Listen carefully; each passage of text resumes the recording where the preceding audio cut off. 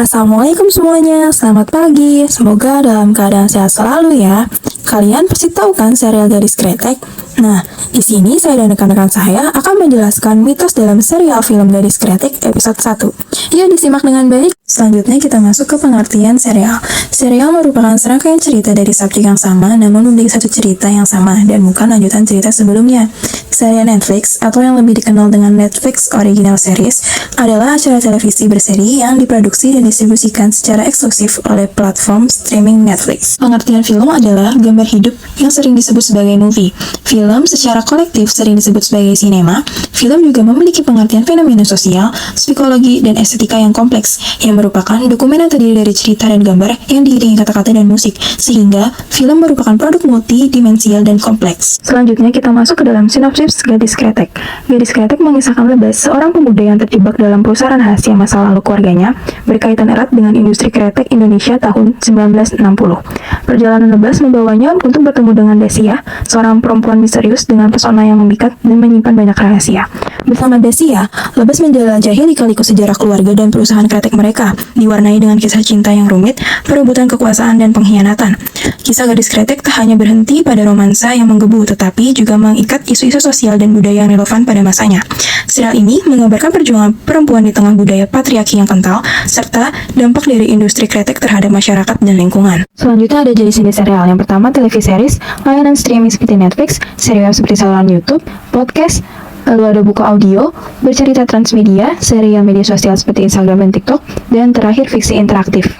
Terdapat jenis-jenis film berdasarkan genre. Yang pertama ada drama, yang kedua ada komedi, yang ketiga ada thriller, yang keempat fiksi ilmiah, yang kelima ada horor. Kemudian untuk poin ke-6 ada animasi, ke-7 dokumenter, ke-8 reality, yang ke-9 romance, dan yang 10 ada sejarah. Kemudian ada jenis-jenis film berdasarkan tema. Yang pertama ada kejahatan, yang kedua medis, yang ketiga politik, yang keempat hukum, yang kelima keluarga, dan yang terakhir ada remaja. Selanjutnya masih di jenis film, serial Gadis Kretek termasuk ke dalam jenis serial yang multigenre, dengan fokus utama pada drama, romansa, dan sejarah. Terdapat fungsi dari serial.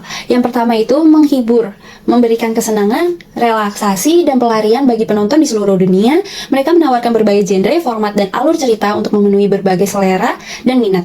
Yang kedua ada edukasi, menyampaikan informasi, pengetahuan, dan nilai-nilai positif. Yang ketiga ada komentar dan kritik sosial, mengkritik isu-isu sosial, meningkatkan kesadaran, dan memicu percakapan tentang hal-hal penting.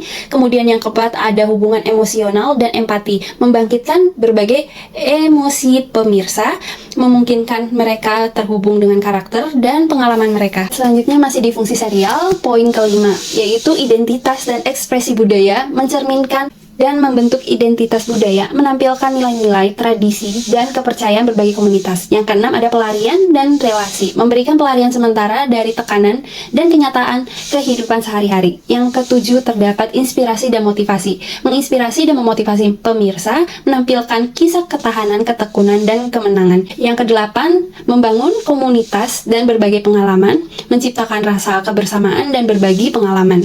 Poin ke-9, dampak ekonomi, menghasilkan aktivitas ekonomi yang signifikan, menciptakan lapangan kerja, mendukung bisnis dan kontribusi terhadap perekonomian secara keseluruhan. Kemudian yang 10, pengaruh dan tren budaya. Serial dapat memengaruhi budaya populer, membentuk tren mode, musik, bahasa, dan perilaku. Dan poin terakhir yaitu 11 ada budaya, melestarikan, memperkenalkan, dan menyebar nilai-nilai budaya kepada masyarakat luas. Selanjutnya fungsi film Netflix. Fungsi utama Netflix adalah memberi pengguna akses ke perpustakaan film dan acara TV berdasarkan permintaan.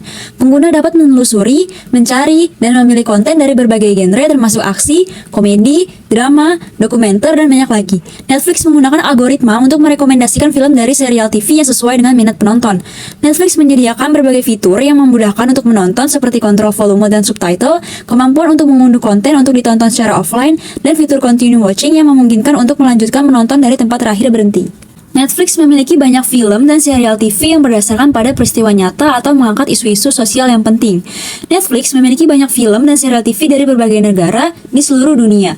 Hal ini memungkinkan untuk mengenal budaya dan tradisi dari negara lain melalui film dan serial TV. Banyak film dan serial TV Netflix yang dibuat di berbagai negara, dan hal ini dapat membantu untuk meningkatkan pariwisata dan bisnis lokal. Netflix telah memberikan kontribusi yang signifikan bagi industri film.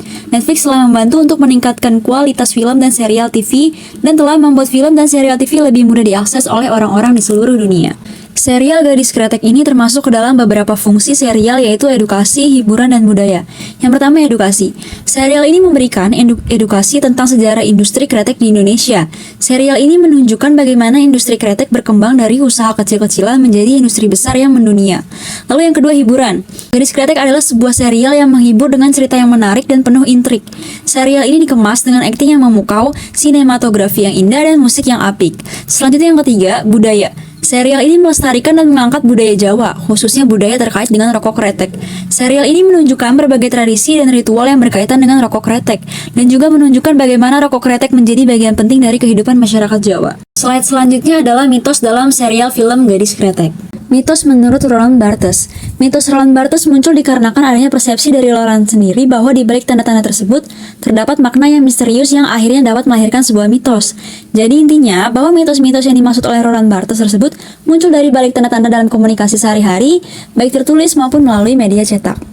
Dalam mitos terdapat pola 3 dimensi, yaitu ada penanda, petanda, dan tanda.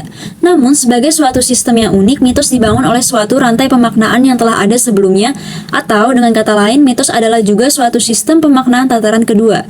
Di dalam mitos pula, sebuah petanda dapat memiliki beberapa penanda. Selanjutnya, mitos dalam serial Gadis Kretek yang diambil dari cuplikan scene episode 1. Penanda makna denotasi dalam serial Gadis Kretek cuplikan scene episode pertama yaitu suasana pasar tradisional yang terlihat ramai, seorang perempuan bermonolog tentang kebebasannya yang seperti terenggut. Terlihat juga seekor burung di dalam sebuah sangkar. Untuk petanda makna konotasinya, Jengyah yang sedang berada di tengah keramaian pasar bermonolog tentang kebebasannya yang terenggut sebagai seorang anak perempuan. Kehidupannya diibaratkan seekor burung di dalam sangkar yang tidak bisa terbang bebas. Selanjutnya di mitos. Penggambaran bagaikan burung di dalam sangkar memiliki makna sebagai seseorang yang merasa hidupnya dikekang atau tidak bebas. Bisa juga dimaknai serupa dengan seseorang yang hidupnya selalu terikat. Dari makna peribahasa di atas, dapat diambil kesimpulan jika burung tersebut diibaratkan sebagai manusia yang dikekang dalam sarang. Karena itu, ia kehilangan kebebasan dalam menjalani hidup. Mitos dalam serial Gadis Kretek, cuplikan scene episode 1. Penanda makna denotasi, seorang perempuan berbusana kebaya sedang duduk sambil memegang lintingan rokok dengan bentangan serbuk tembakau di hadapannya. Di sebelahnya ada seorang pria tua yang juga memegang lintingan rokok, sambil mengajaknya bicara dengan nada sinis, sehingga membuat perempuan itu merasa tidak nyaman. Jengyah yang sedang memegang rokok mengamati beberapa jenis tembakau. Lalu Pak Sejagat yang merupakan pesaing bisnis kretek ayahnya datang menyapa dengan sinis membuatnya merasa tidak nyaman. Mitos dari cuplikan tersebut adalah rokok memang identik dengan pria. Di mana ada rokok berarti rokok tersebut adalah milik pria jika dilihat dari etika ketimuran. Tetapi tidak semua pria adalah perokok. Lalu benarkah rokok menjadi lambang maskulinitas? Seperti ada beberapa penelitian yang diadakan di Eropa, justru perempuan kaya yang sukses cenderung merokok. Cuplikan berikutnya. Penanda makna denotasi, seorang laki-laki dan putrinya duduk di hadapan seorang laki-laki lain berambut gondrong dan mengajaknya ngobrol mengenai kualitas tembakau yang dikirim kurang baik. Namun laki-laki berambut gondrong tersebut mengelak dan malah menuduh balik putri tersebut. Petanda makna konotasi, Pak Idrus dan anaknya, Dasia sedang mengonfirmasi terkait kualitas tembakau kiriman Pak Budi yang memburuk. Hal ini dicurigai oleh Dasia. Namun Pak Budi membantah dan malah menganggap bahwa Dasia sebagai perempuan tidak tahu apa-apa mengenai kualitas tembakau kretek. Mitos dari cuplikan tersebut, ketidakadilan gender terjadi jika seseorang bertindak tidak adil karena kebencian atau prasangka buruk terhadap perempuan, sehingga perempuan menjadi korban ketidakadilan hanya karena mereka perempuan. Menurut Juhri dan Amalia 2022, dalam sini ini diperlihatkan bagaimana Pak Budi menganggap Dasia hanya perempuan biasa yang so tahu ada prasangka buruk terhadapnya.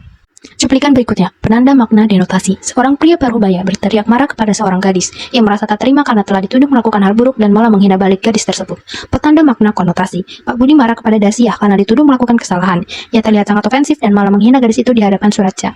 Mitos dari cuplikan tersebut. Apa yang dikatakan oleh Pak Budi terhadap Dasia merupakan makna domestikasi terhadap perempuan. Kaum pria memandang bahwa perempuan ada di bawah mereka dan tidak seharusnya mencampuri urusan atau memahami pekerjaan pria. Kaum perempuan dianggap hanya cocok mengurusi suami dan rumah, tak selayaknya kerja di luar. Hal ini yang mengakibatkan praktik patriarki berkembang. Cuplikan terakhir dari scene episode 1. Penanda makna denotasi. Seorang laki-laki parubaya menggunakan baju tradisional Jawa. Ia berkata kepada anak gadis di hadapannya tentang perjodohan. Anak gadis yang duduk bersamanya itu terlihat tidak senang. Petanda makna konotasi. Pak Idrus, ayah dari Dasia berkata kepadanya, itu bahwa temannya berniat menjodohkan anak laki-lakinya dengan anak gadisnya tersebut.